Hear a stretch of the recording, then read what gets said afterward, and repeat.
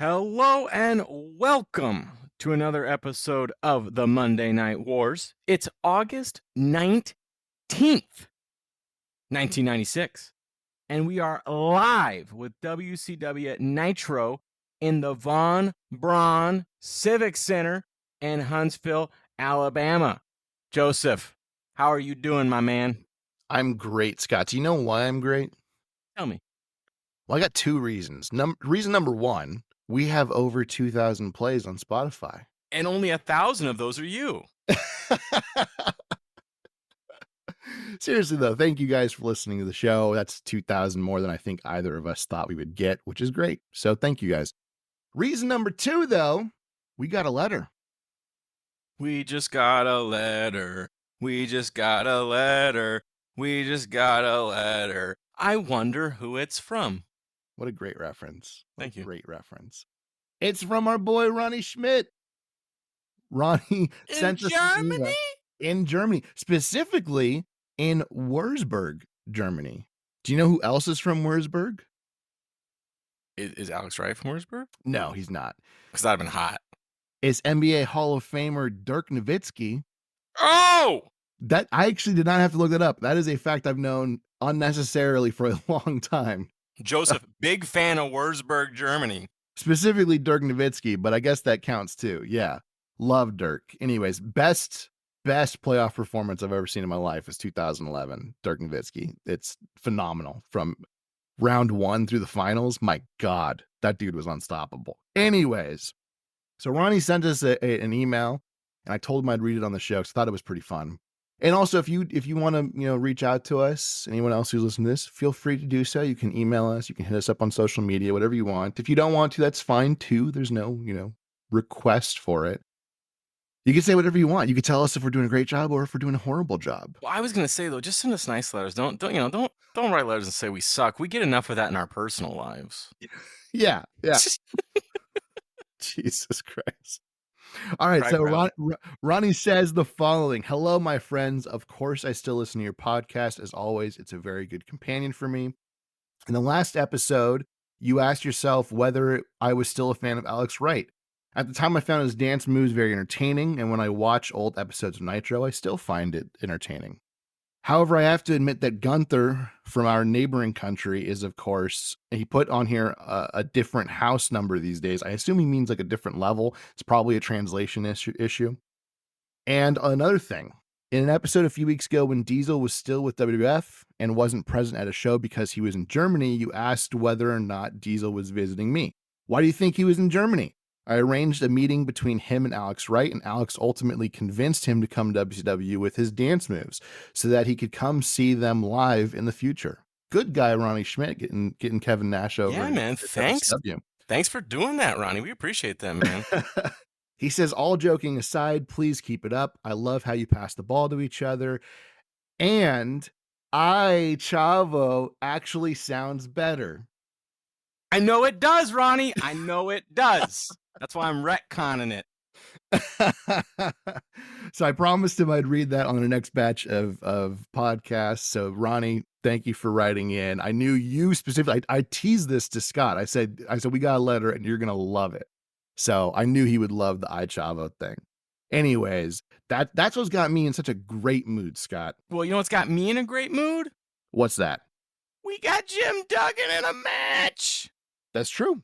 Yeah, our number one, Tony, Larry, Jim Duggan versus VK Wall Street. 5 minutes, 28 seconds. They don't do my boy dirt in this one. Also, Nick Patrick is the ref. And when Nick Patrick is the ref right now, you kind of have to see, is it going to play into the match at all? It doesn't really in this one, but it will later on in the night. But it becomes a recurring thing. Every single time he's a ref, it's like the commentators will say, like, was that a fast call? Was it a normal call? Things like that. Anyways, it's a fun hacksaw type match. He wins when both he and VK Wall Street try the tape up spot at the same time, but Hacksaw is just simply too quick for it, and he gets the fist and, boom, gets the 1, 2, 3. It's really fun, and then Mean Gene Okerlund comes out to interview Hacksaw. Hacksaw says everyone is screaming about what they're going to do to Hogan. But he says, Terry, I'm going to talk to you like a man. What have you done to your family, friends, and fans? As he's talking, Mach walks to the ring in my favorite gear of Mach's, the red and white gear. And he says to Hacksaw, because Hacksaw's not sure if they're going to fight. He says, we're in the same wavelength, same frequency. Don't worry about it. And then he goes, Gene, he says, I am got a problem. And he says that I am got a problem. I am got a problem with Hulk Hogan, and I'm going to get it done. Don't worry about it. We're done in this lifetime, the next lifetime, and the one after that. Gene then asks about the Hogan chair shot that he received a few weeks ago. And he says, Hulk Hogan, here's my wake-up call. Because from now on, I'm not going to make things happen. I'm not laying back even a little bit. I'm going to let it flow all the way. And that is the real bad news for you. Gene asks about tonight's priority, the Giant, who he will be facing later on. And he says, the Giant made a deal with the Macho Man Randy Savage. If I stepped aside, that he would make everything okay. Well, let me tell you something. Things are not okay. The WCW World Heavyweight Championship belt has been spray painted NWO, and I've got 15,000 stitches in my head. So I got a problem with Hulk Hogan, but right now, tonight, I got a problem with the Giant, and I'm going to solve that problem. Oh, yeah! It's great. The whole fucking segment got an A from me. I loved it, every moment of it. If I could just go back for a minute. Because I would like to talk about someone I don't normally talk about, don't have strong feelings about. I'd like to talk about Jim Duggan for a little bit. You totally swerved me. I thought you were going to bring up VK Wall Street. I was like, oh, I'm excited. Let's do this. Forget that fool. We're talking about Jim Duggan. I loved this match because it's more that slapstick shit I love. I love the part he pulls out the tape. Nick Patrick takes the tape from him. VK Wall Street takes the tape from him, starts wrapping up his arm. But then Jim Duggan's got another roll of tape. How many rolls of tape he got in there, man? And then they wrap it up, and then he pops him. And I love how wrapping the tape up apparently is a no-go. But punching a dude in the face with the tape, that's fine. That's not, like, I don't understand the logic of that. But that was great. And then I also feel like these, how Hogan broke my heart kind of things are doing with all the guys. I really do feel like Jim Duggan does the best one. Like, obviously Macho Man was fantastic, but that's kind of a different promo that the Macho Man did, right? Macho Man did this. This is what I'm gonna do to you, right? Like, I'm mad and I'm gonna get you. But but they're also asking guys like, how do you feel that Hogan's kind of betrayed us? And again, this is like, I think this is the second time Jim Duggan's done it now. And I feel like he does it the best because he's like, it just feels real. Like he calls him Terry. Like, we're breaking barriers here. We're talking to Terry like, man to man, real person to real person. How could you do this? I thought it was great. I agree. Jim Duggan was fantastic. Thank you, Joseph. Appreciate you. No, he was fantastic. I was just letting you move on, man. No, I just need some assurance in my life. Okay, I need some support. I support you in all your takes, Scott. Oh, you're not wrong. And we have shirts to prove it. After that, Chris Benoit versus the Earl Robert Eaton, our favorite Earl. 4 minutes, 2 seconds. Chris Benoit now, though, with Miss Elizabeth and the woman. What do you think? I gave it a C. There's not a whole lot to talk about. It's a simple match. Benoit hits a monster diving headbutt for the win. And we love it and hate it. Yep.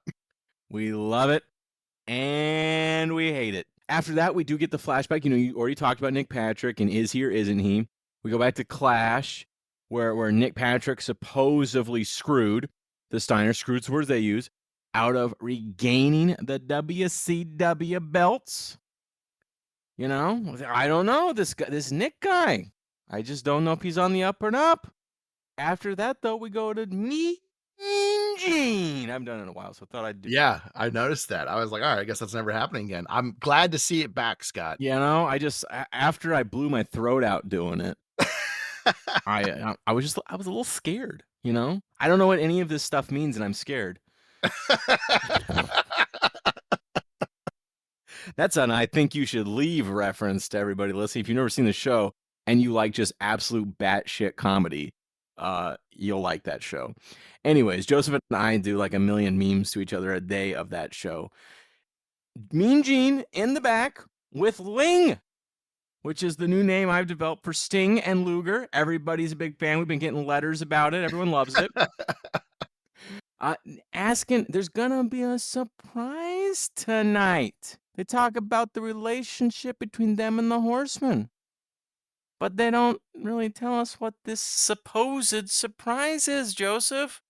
What's the surprise? What's in the backs? Well, they're keeping it under wraps, as it were. They do mention there's a surprise. Lex confirms there's a surprise, and then Sting says he's living life with a totally different attitude. I love the way Sting like screams his promos because they're not like grunty screams or just him raising his voice. I think Sting is so underrated on his promos.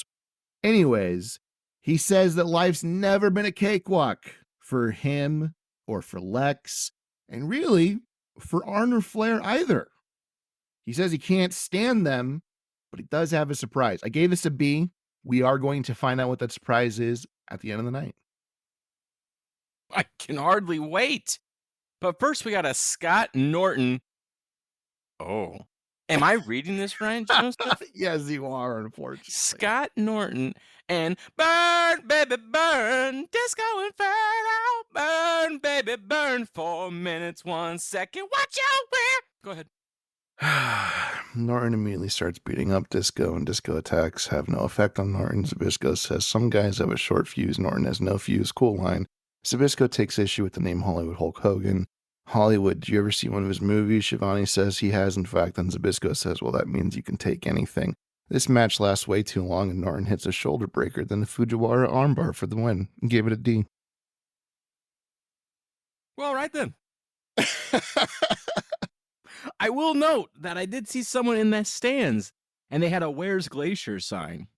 So apparently, we're not the only ones. And I wondering. have to say, you forgot to mention something that happened after segment number 2, which is Blood Runs Cold, Scott. Oh, did I miss Blood Runs Cold? Sometimes Yeah. I miss it. It happens every night. I just gotta scream it. I gotta scream it at some point. No one will know. Blood Runs Cold. Glacier promo. I've started screaming it at my house, and I didn't scream it, and my wife was very upset when I didn't scream it when I was taking notes for next week. Yeah, because next week we got a Glacier promo. I do have that in my notes. I know for a fact I do. Anyways, speaking of glaciers, we got Mean Gene in the back. He's talking about Ice Train. You get it? Bro. What if Glacier and Ice Train have been a tag team? That'd been hot. They could call him Too Cool. Ooh! I love it. I love it. Not a great promo. Teddy Long there. I don't know. You got anything to comment on this? I'm sorry. Ice Train, not great on the mic. You need Teddy. I mean, that's why he's got Teddy. But not really much to write home about here. Ice Train mad at Norton. Tells Norton to look into his eyes, and, that's about it. Yeah, Teddy says that, thank you for all the love and support and letters and stuff while he was home recovering, and that he saw that at Hog Wild, the ref called it for Ice Train, called the match. Ice Train never gave up, and that ref just happened to be Nick Patrick, so they're kind of continuing that thing. And then, like you said, Ice Train, he says something along the lines of, like, he can only be attacked from behind by Norton so many times. At some point, Norton's going to have to look him in his eyes next time he attacks him. It's a good idea, but like you said, he's not very good on the mic. I give the whole thing a D. Well, there you have it. After that, though, we got WCW Saturday Night, 6:05 on the Superstation. Lex Luger is going to defend the TV title. Remember that they have a TV title? I didn't. Yeah, the TV title that's always on TV. It's on 6:05 Superstation Saturday night. He's going up against Dave Taylor, Squire Dave Taylor. I wonder how that's going to work out. Ric Flair also going to go up against Dean Malenko. Sounds like a pretty good card. You might say that Saturday night's all right for a fight. Get a little action in. Anyway, speaking of action and Dean Malenko, we got the Deanster versus Lord Steven Regal. Gave it a little southern flavor there. That was like the Brian Regan bit where he's talking about the difference between Caroline and Carolyn. Mhm. My name's Caroline, Brian. My name's Caroline. It's Brian. There you go. There you go. Dean Malenko, Lord Steven Regal. I don't actually have a time for this match. So, Joseph, you can tell me. Well, I can't fucking do shit because I don't know how long this match is. Can I, Scott? We're done. Show's over. We can't go. We can't go on. This is a fantastic match. It's a pure wrestling match. There's no storyline going in between these two men. It is a pure wrestling match. And it's got two of the finest in-ring technicians in the history of wrestling, not just WCW or WWF. They're great. Malenko secures the win with a very crafty roll-up. And this is one of those matches I'd just be like, just go watch it. There's not a lot to say except for it's great. I gave it a B+. After that, the Four Horsemen come out. They're talking about Sting and Lex. You may know them better as Ling. But the fireworks happen. Poor Arn. Yeah, I was watching that as the countdown is going while he's talking, and I was like, oh shit. Yeah, every time. It's so good. Arn's seen some shit. I mean, I think that's all. Yeah. That's all I can say about that. Glock Anderson is real. We love it. God, do they have a shirt? They should have a shirt, Glock Anderson. I would buy the hell out of that shirt. I know. He should have named his son Glock instead of Brock. Ooh. Would have been big. That would have been huge. Anyways, hour number 2. Eric and Bobby now. And we've got the Nasty Boys versus Public Enemy for the 47th time. Joseph, what do you make of this 4-minute, 26-second match? My first note says, wow, we've never seen this before. I don't care about this match remotely. I talked to my wife the whole way through it. Nasty Boys win after Public Enemy put themselves through a table. Then Mean Gene interviews the Nasty Boys, and if it couldn't get any more boring, it gets more boring. That is not a knock on the Nasty Boys, to be clear. We've just had them cut the exact same fucking promo like 17 weeks in a row.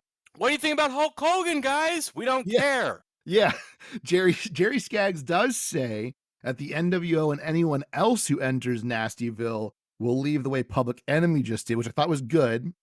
But then, like you said, they go to Brian Knobbs. Brian Knobbs, you and Hogan are friends, blah, blah, blah, blah, blah. And then he's just like, we don't care. They do their thing, we do our thing. And then Gene's like, all right, I'll probably ask you again next week.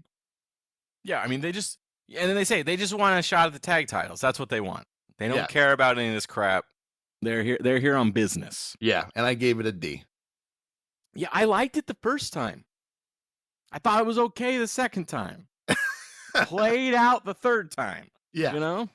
And now it's 572, and I'm kind of done. Yeah. After that, we got Bobby and Eric. They're talking. They're talking about whether or not the NWO is going to show up tonight or not. We don't know.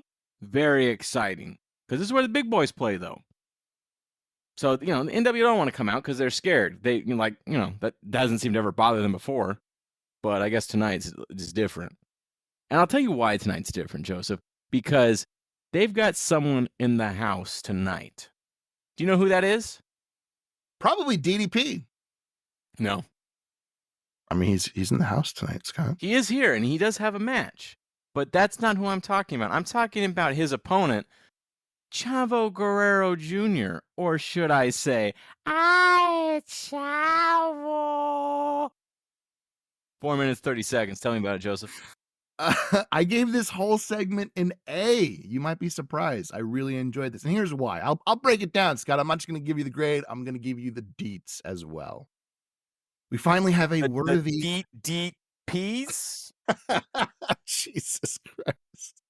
We finally have a worthy DDP feud, and it really kind of took off at Clash of the Champions. It's really kind of where it hit, a new gear and really became a thing.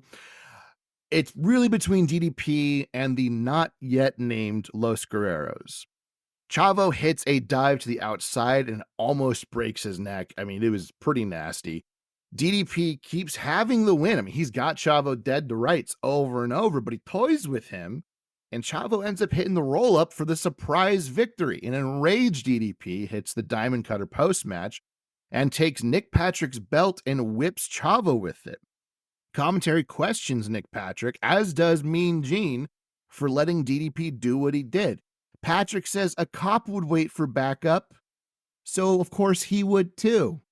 And that's what makes him and Randy Anderson a great team because they always have each other's back. And really, the trouble, all of the trouble that he's been having to deal with the last few weeks is really Gene's fault for creating this narrative, if you will. He hasn't done anything wrong, and if he had, he'd be fired. And then Gene says he couldn't help but notice the $550,000 home that Nick Patrick just purchased in 1996. That's a fucking mansion. That is a lot of money to buy a It home wouldn't in get you 1996. shit now. Yeah, But then, yeah. So, you've got the Chavo thing, getting a surprise win is cool. You've got the DDP thing, having this rivalry, I think a deserved rivalry finally that we're seeing on TV weekly. That's going to help build momentum for him. You got the Nick Patrick stuff. All of it was enjoyable. I liked every single moment of this. I gave it an A. sorry about that. I was chewing ice.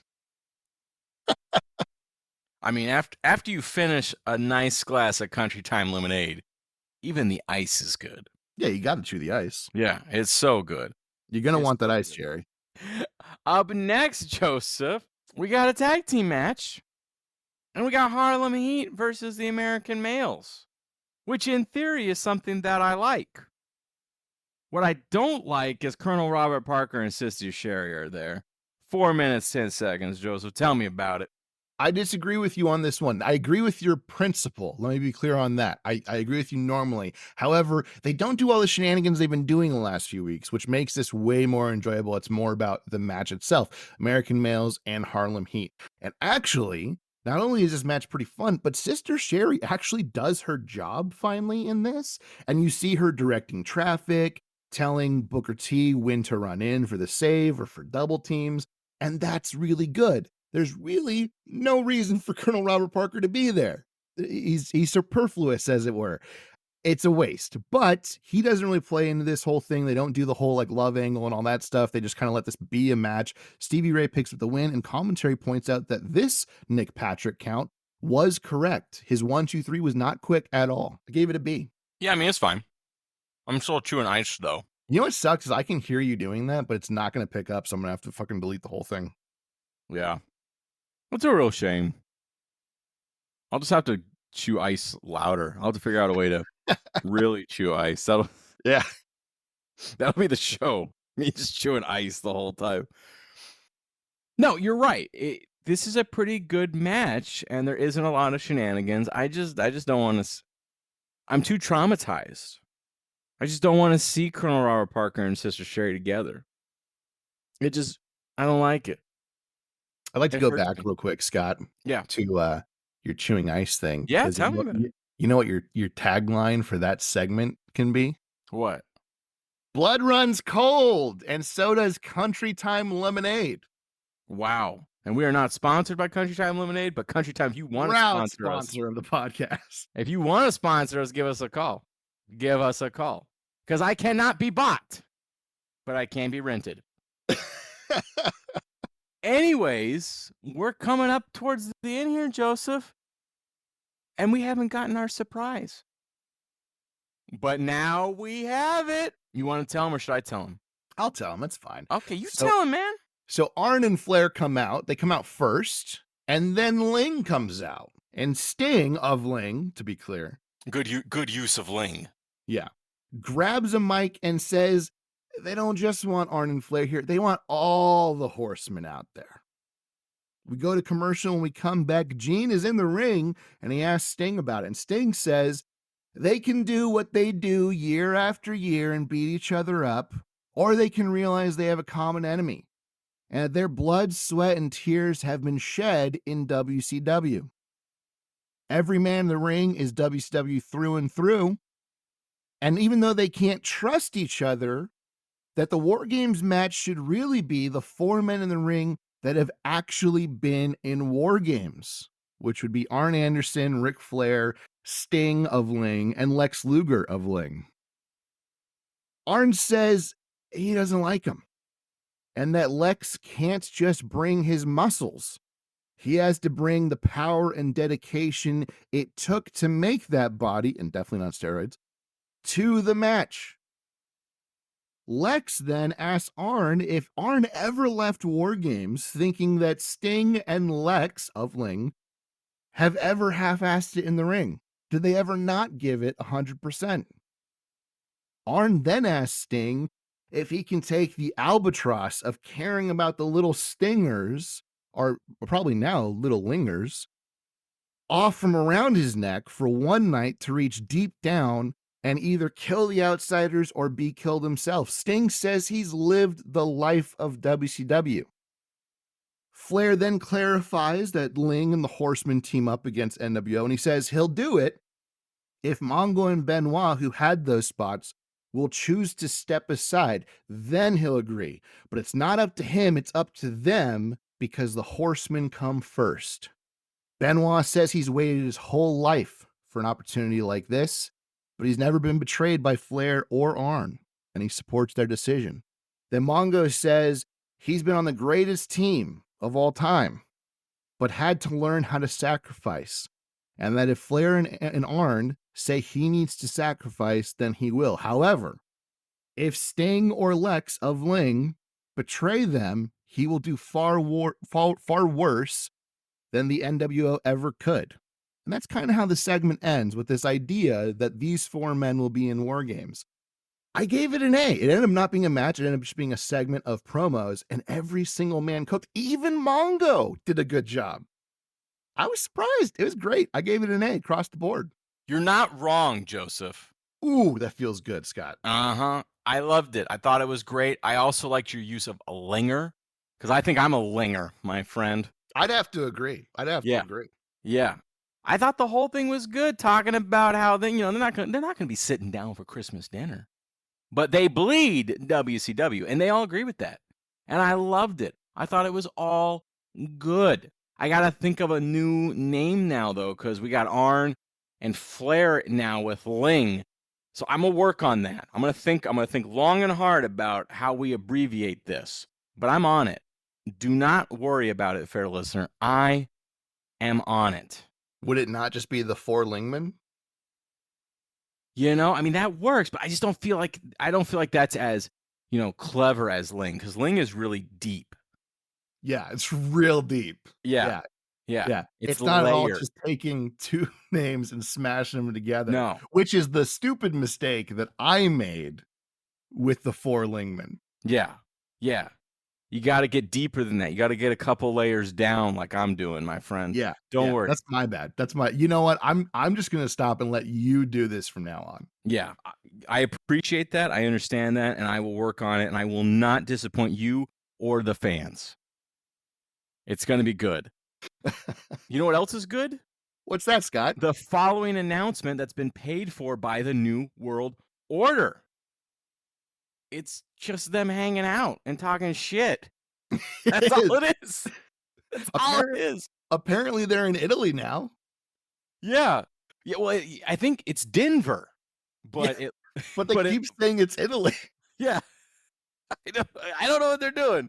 They talk crap about the Booty Man. Poor Booty Man. I kind of now feel bad for Booty Man. I loved that because Nash says, the Horsemen beat up Booty Man, and then the NWO beat up Booty Man, so he's got to be finished right now, right?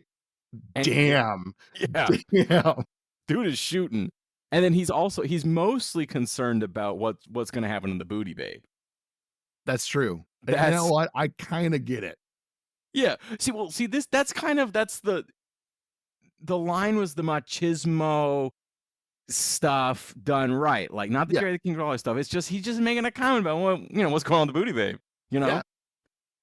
Which it's legit, because they're just like shooting. This is just kind of like dudes hanging out, right? It was totally one of those things, like you break up with your girlfriend and your bro's like, so, would you mind? That's like what it was, right? Like, dudes get this. It's like, it was good. I laughed pretty hard. What'd you think about it?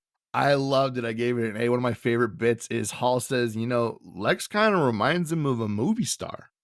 And then Nash says, yeah, Mr. Ed. That fucking killed me. That's such a dumb reference, and I loved it. It was so good. These two are just cool. That's it. They're just super cool. I also think this was a good use of No Hogan. I think he would have hurt this. This really worked just being them two.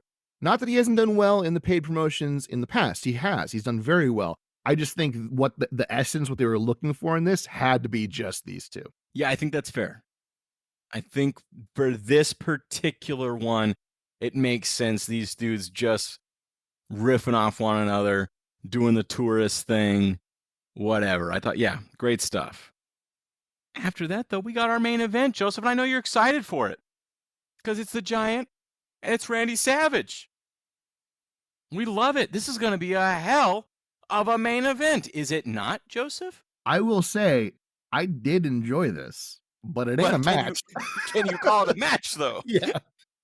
Does the bell even ring? I don't even know. I don't think so. It's a no contest. So Giant comes out first, and then Mach just attacks him during his entrance. Mach eventually grabs a chair and just starts wailing on the Dungeon of Doom and the Giant before hightailing it. Giant jumps out of the ring and chases Savage, and it's honestly really impressive because he kind of just vaults the ropes and then just runs at top speed. People kind of forget, like, Paul White was stupid athletic when he was younger. It's a really, really fun, like, again, no contest. I gave it a B plus. It's not an A worthy thing, but there is storylines going here. We've talked about the Giant and Savage. We explained very thoroughly why Savage does not like the Giant, feeling that he, blew an opportunity. And also, Savage is smart enough to know that even if he goes against the Giant by himself, Dungeon of Doom right around the corner no matter what. So might as well just take the first swing. I liked it. I thought it was really well done. This was a very fun Nitro. Yeah, it was. It was a pretty good Nitro. I mean, even the Nasty Boys Public Enemy match we've seen a dozen times, it wasn't terrible. They're fine in what they do. I'm tired of it, but they're fine in what they do. Fun Nitro. Is WWF Raw gonna hold up though, Joseph? You're just gonna have to wait and find out. I don't want people turning us off this episode midway through. Okay, you're gonna save the surprise for the end. Okay, yeah, I'm sure. Well, it's still August 19th, 1996, but now we're at the Wheeling Civic Center in Wheeling, West Virginia for a not live version of Monday Night Raw. And we start the night recapping SummerSlam. Paul Bearer has betrayed Undertaker. Terrible, terrible business. And we've got a Intercontinental title tournament because Ahmed Johnson is out. He has ruptured a kidney. He's done for a while, and so he's got to vacate the IC title. And we got the first match of this Intercontinental title tournament quarterfinals. Owen Hart versus the British Bulldog, David Boy Smith. What'd you make of this, Joseph? 10 minutes, by the way. I gave this a C. One interesting note, I don't know if you said this, but Kevin Kelly's on commentary, not Vince. That's kind of interesting. It's in my notes, but I didn't say it. It's one of those things where, like, I feel like he'll be on Raw a few times, and then he just kind of doesn't. He's just off Raw after that. I know the name. Does he go to like TNA or WCW? He goes somewhere. He goes somewhere and becomes a guy. Maybe it is on Raw. I don't remember. But he doesn't become, obviously, like, we all know, like, when we think Attitude Era, we think Jim Ross, Jerry King Lawler. That's kind of what we think. So he's definitely not in that portion. Anyways, this is, I will say, the premier matchup that we really haven't been getting for a few months on Raw. I've been getting really bad matches. This one is a good matchup. We get a static issue in the middle of this match, and I had in my notes, I can't remember if it's a storyline. It is. It is a storyline thing, so there's a reason for it. Cornette gives a picture-in-picture interview where he says he didn't want to come out and pick sides here, and that this matchup proves that WWF is against Camp Cornette. He, in fact, calls Owen Hart and British Bulldog like choosing between his two kids. I thought that was a pretty nice little thing. It's very quick, very simple. Owen wins this match via countout. And then, not only is this a cop-out, which it is, and it made kind of a great match boring because it never really got into its next gear, Sunny, for some reason, has been on commentary this whole time, and she says that Bulldog tried to look up her skirt and that Owen's the better man, and it's weird. And then they linger on this thing, not linger like the fan of the Acclaimed tag team linger as in to stay around or focus on for too long this weird angle of whether or not British Bulldog's a pervert. I feel like we just said on the podcast for our Patreon subscribers, which, $2 a month, you should go subscribe and listen to our SummerSlam review. I feel like we talked about how Bulldog's kind of plug and play. This is not one of those plugins that he should be playing. It's weird. It's a weird end. It devalued the segment. I gave this whole thing a C because I liked the match up until this point, and then this whole thing was a mess. Yeah, it's Owen and Davey Boy Smith, the British Bulldog. We're going to get a good match. But yeah, the whole thing just kind of went off the rails. I think Jim Cornette called her a slut. I think I have that in my notes. I think that's what I heard. It sounds like a Jim Cornette thing to say. And I'm just like, Jim, I love you. That might be too far. That might be too far for our television viewing audience, Yeah, just the whole I think you're right. The whole thing just too much. Just too much. After that, though, we're shown some clips of Farouk murdering Ahmed Johnson, rupturing the man's kidneys. It's horrible. Horrible what he did. Ahmed really did rupture a kidney, but I don't think Farouk actually did it. Yeah, I agree. Yeah. But then JR and Jerry, they're talking, there's this interview with Ahmed, and they're like just talking over it. I don't know what's even going on. Again, this is just weird what they're doing, right?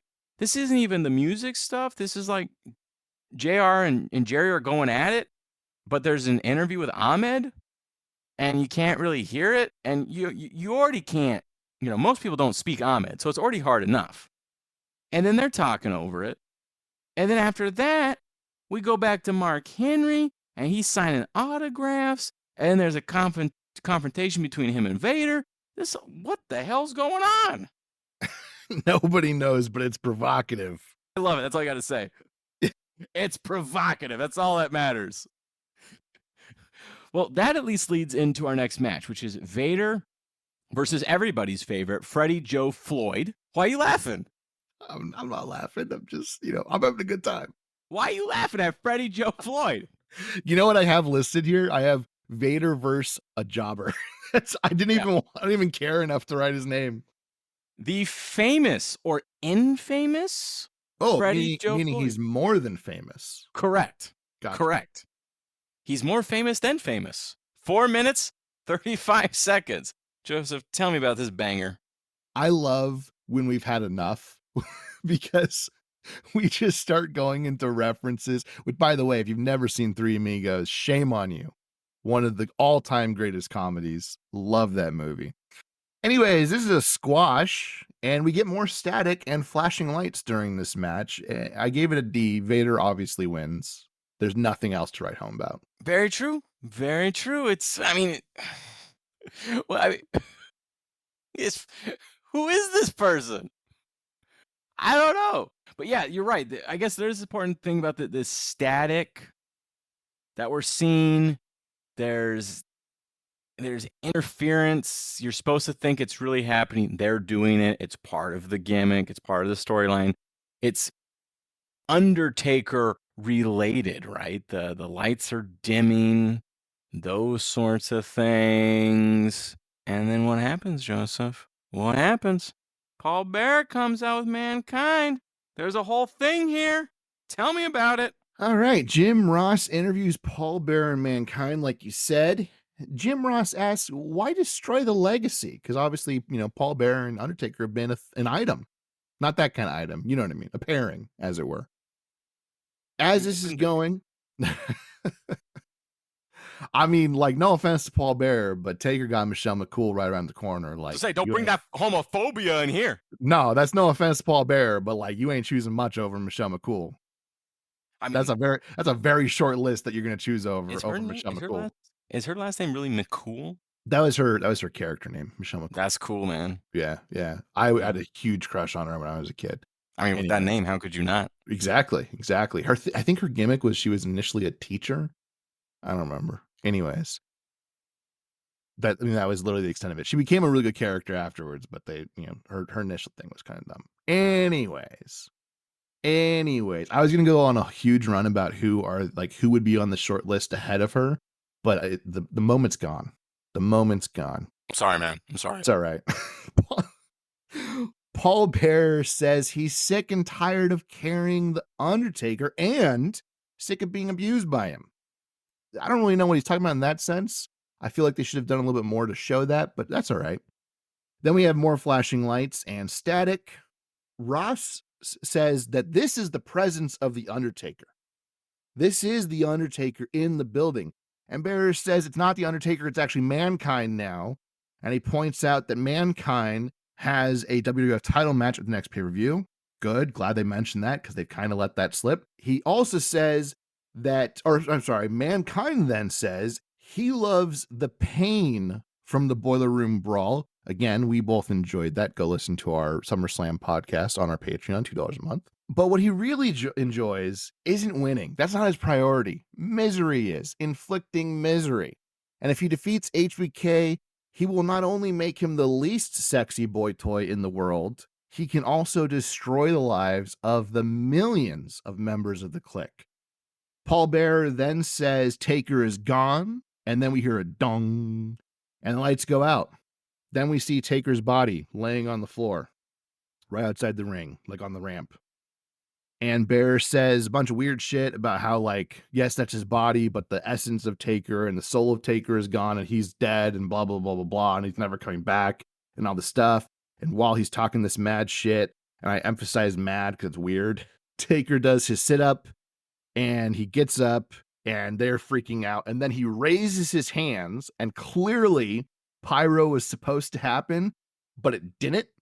So then he puts his hands back down. And he waits a few seconds, and then he does the raise hands again, and then the pyro goes off. And it was hilarious, and it was really sloppy, and I gave this segment a C- because it's kind of sloppy and all over the place. His spirit lives on, even though he dead. But now he's alive again. Yeah. I didn't like that, like, it's all of, like, a day. Yeah, yeah. I think they should have played with this longer. Like I agree. it's less than 24 hours. They should have done the static. They should have done the interference.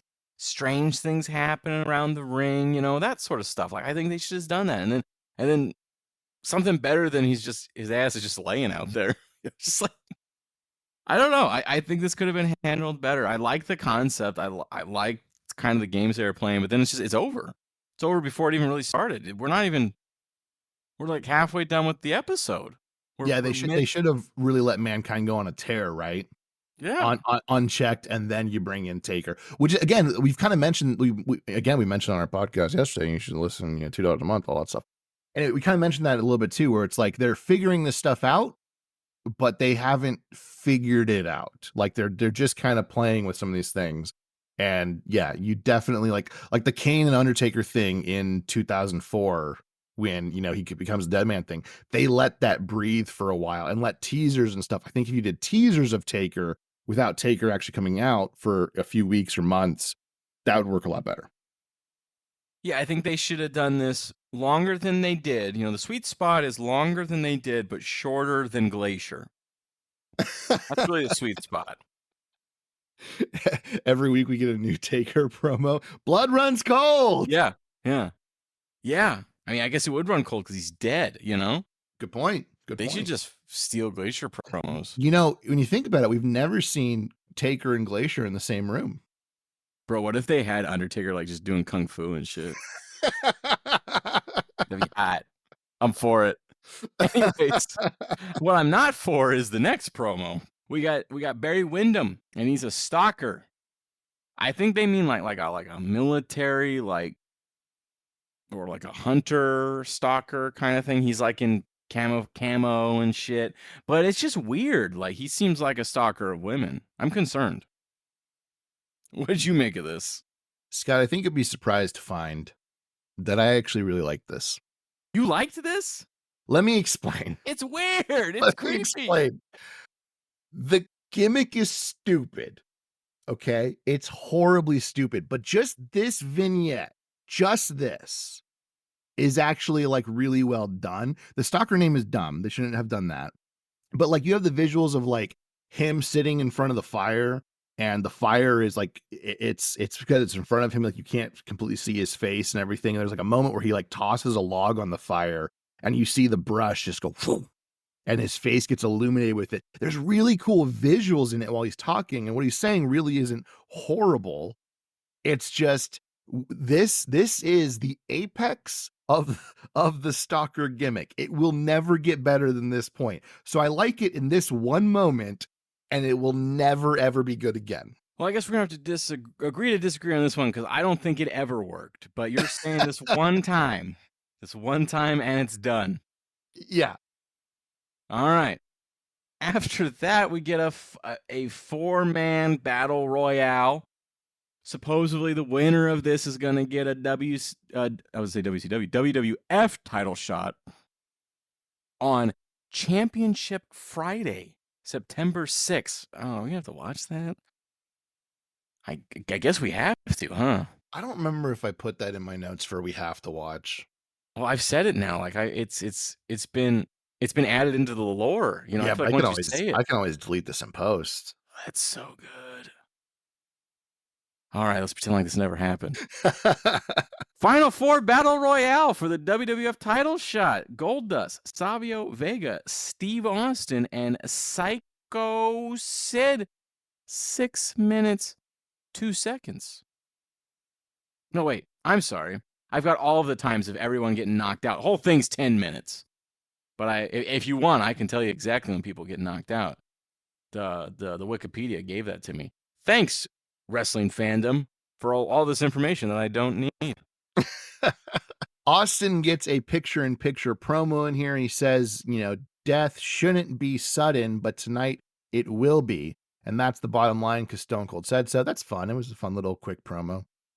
All men triple team Sid immediately and knock him over the rope. This is an over the rope match, by the way. It's how it's working. So he gets eliminated. Sid answers with a trio of choke slams, but like I said, he's out. Savio Vega eventually slingshots Austin out of the ring, which I think was the wrong call. And then Goldust eventually throws Vega out, and he'll face HBK at a future Raw. Again, wrong call. Should have been Stone Cold. You fucking gave him King of the Ring. Do something with it.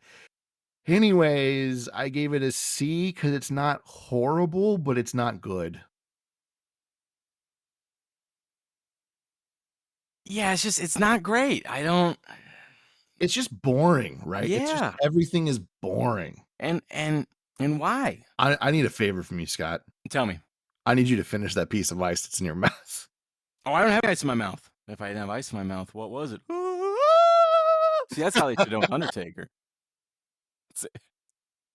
Blood runs cold. Yeah. It would make sense. I don't know. See, that was just me. That was me thinking. I was just kind of going, Because I'm trying to think of just something profound to say, and I just got nothing, much like this match. So I'm going to move on to the main event. Shawn Michaels, Yokozuna, non-title match. And this is 6 minutes and 2 seconds. Joseph, what'd you think about this one? So Jim Cornette cuts a promo kind of right before this where he says that Yokozuna is again part of Camp Cornette. They came to an agreement. All right. That would have made more sense to have seen on screen, but whatever. Yokozuna is kind of a joke at this point. HBK wins the speech and music and what is probably Yokozuna's best match in over a year. And that's really thanks to Shawn here. Shawn makes him look a lot better than he is in the ring. I'm not saying Yokozuna was bad. I'm just saying at this point, he's not very good. We've talked about this at length. I'm not going to go into it.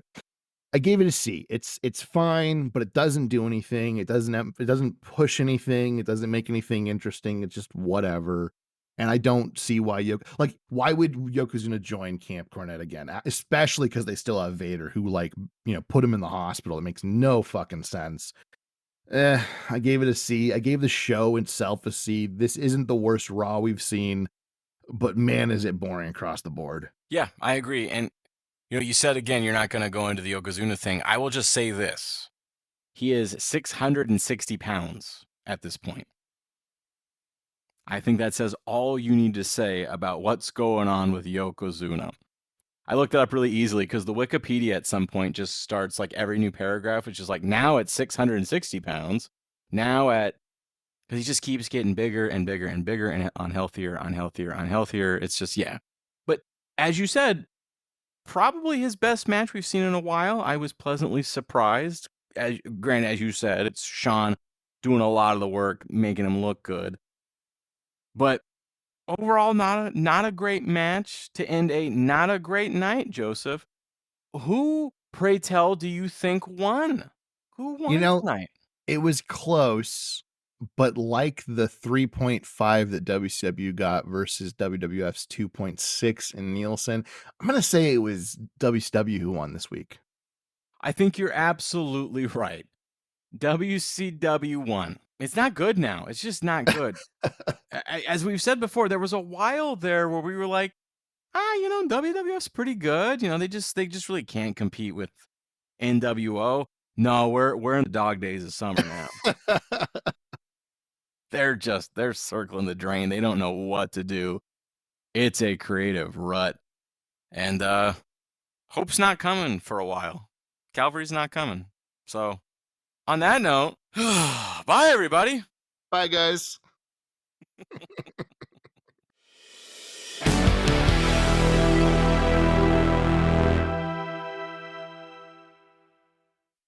Hey, everybody, it's Joseph. And guess what? Not only can you listen to us every Monday on Spotify, but you can find us on Apple Podcasts, iHeartRadio, Amazon Music, and YouTube Podcasts as well. Just search for Monday Night Wars Podcast. If you want to reach out to us, you can find us on Twitter at MON Night Wars Pod, on Instagram at Monday Night Wars Podcast, or just email us at mnwpodcast@gmail.com. And finally, subscribe to our Patreon at Monday Night Wars Podcast. For $2 a month, you get every pay-per-view from WCW and WWF during this era, as well as additional content later on. Once again, thank you for listening. We'll see you here next time on the Monday Night Wars Podcast.